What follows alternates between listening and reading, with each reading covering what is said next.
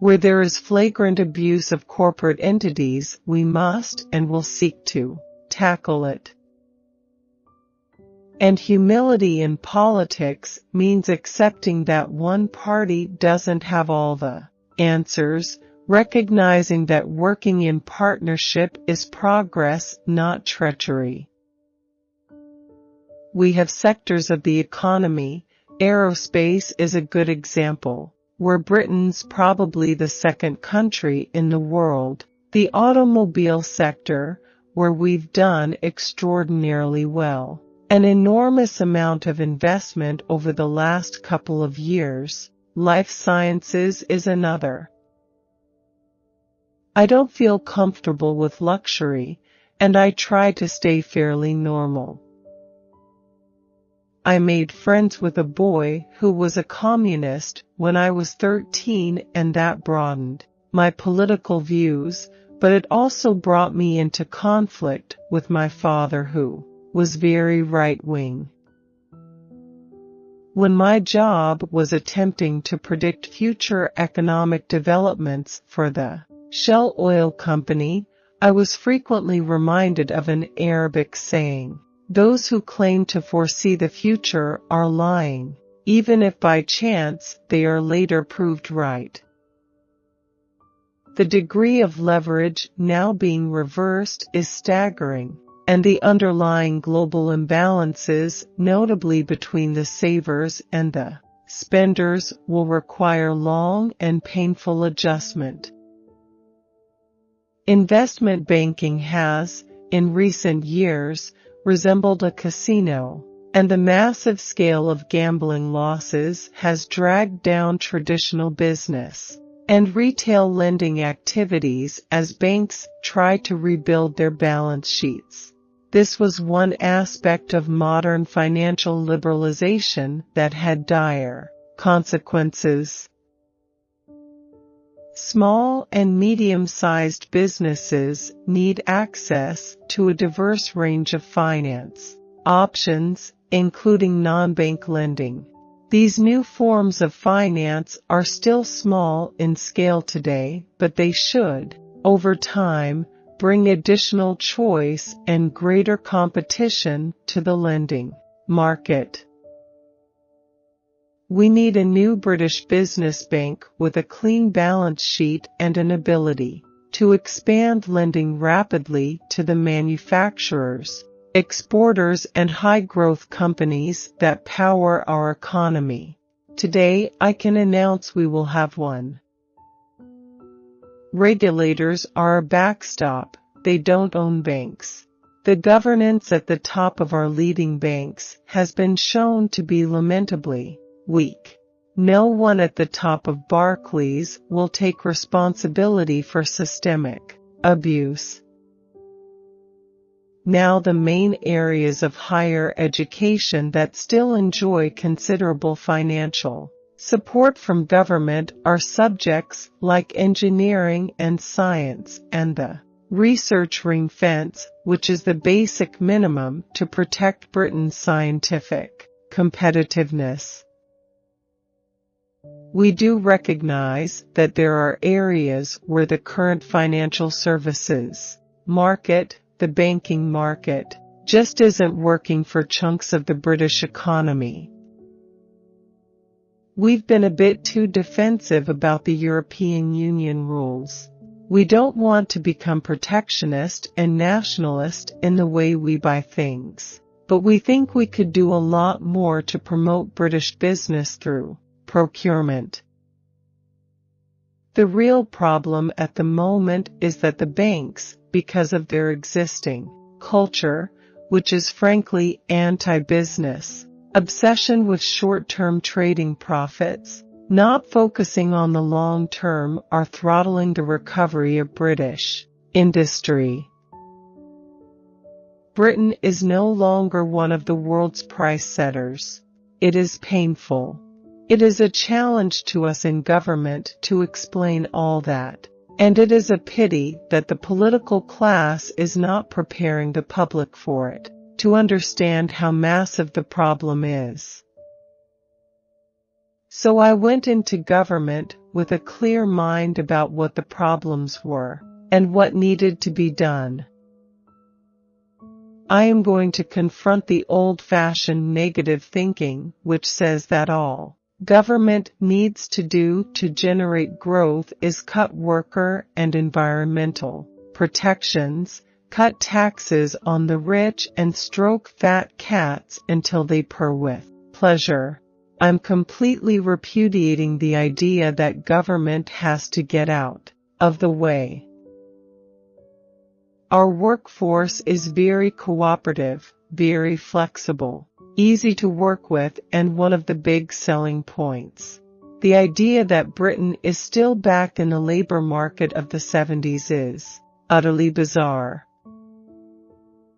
Housing associations have fingered the fact that they cannot use their assets as liquidity due to Bank of England rules, unlike their continental equivalents. This has emerged to be one of the main bottlenecks to getting investment going in the UK. It is a Bank of England issue. The worship of youth has diminished, perhaps generally, in recent years. I've always been comfortable working with women, and I've had 2 happy marriages. Draw what conclusions you like from that. I am a bit of a lefty on some issues. I clearly believe a lot more than some of my coalition colleagues, Tories, in redistribution and using the tax system for that purpose. I also believe in the government having an active role in the economy, which is having an industrial strategy. I'm not a believer in laissez-faire. Well, as I said, you know the issue of Greek debt. They've grasped the principle of debt reduction. I think most people would argue that probably more needs to be done on that front, and they've just begun to take the first steps to accepting that. There's going to have to be much closer economic integration in Europe. I think what is happening is first of all there is confidence in the UK economy. We're in a German rather than a Greek position in international financial markets, which is very positive and keeps our debt service costs down, and we're also beginning to see real evidence of rebalancing. We've got to get back on track to working with them. Because if I and my colleagues are going to continue to attract inward investment from overseas, particularly from the big Asian countries, they see Britain as a gateway to Europe. They don't want any doubts cast upon that. According to the papers, I'm miserable, alienated, and on the brink of resignation. But that's simply not where I am. No, and in fact I get a bit frustrated, because I'm actually quite good at one-liners, and I've had hundreds of them over the years, and they sink without trace, and I get very frustrated. Every party conference I really work on the speeches, and I always have 2 or 3 things I'm quite proud of, and no one ever remembers them. You can't win with some people. If you're not in government, you're criticized for being not serious. If you are in government, you're criticized for wanting power. That's the Labour Party's line of attack, and it's a bit ridiculous. I have managed to infuriate the bank bosses, acquire a fatwa from the Revolutionary Guards of the trades union movement, frighten the Daily Telegraph with a progressive graduate payment, and upset very rich people who are trying to dodge British taxes. I must be doing something right. There was, of course, a global financial crisis, but our Labour predecessors left Britain exceptionally vulnerable and damaged. More personal debt than any other major economy, a dangerously inflated property bubble, and a bloated banking sector behaving as masters, not the servants of the people.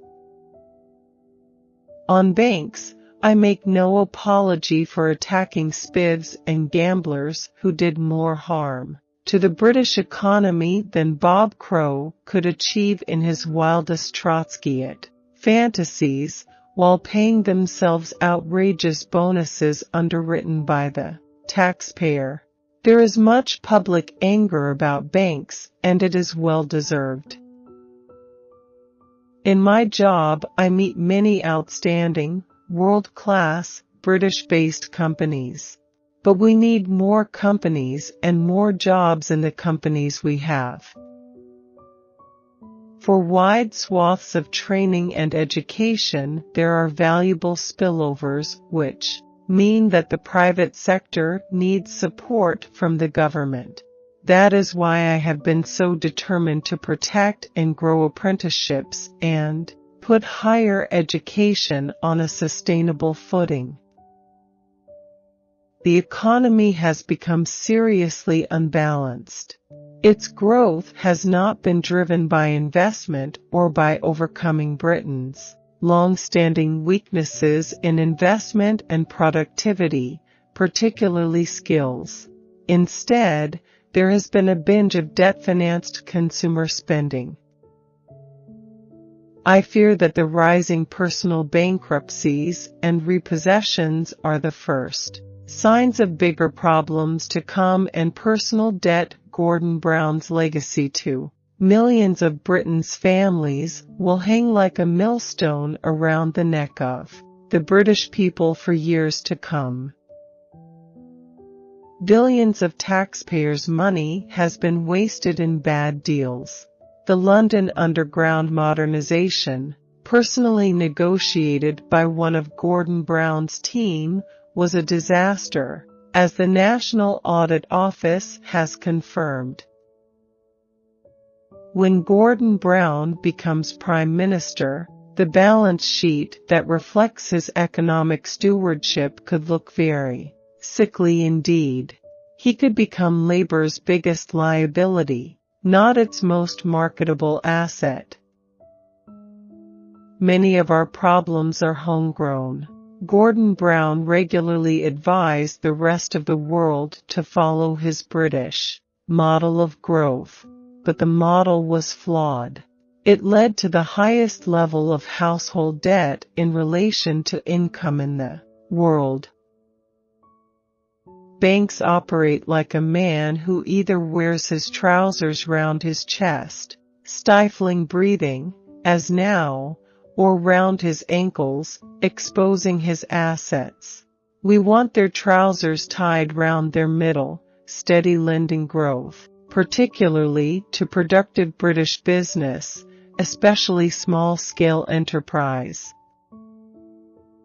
My job is to support businesses. That means promoting British commerce in the big emerging markets that have been neglected in the past.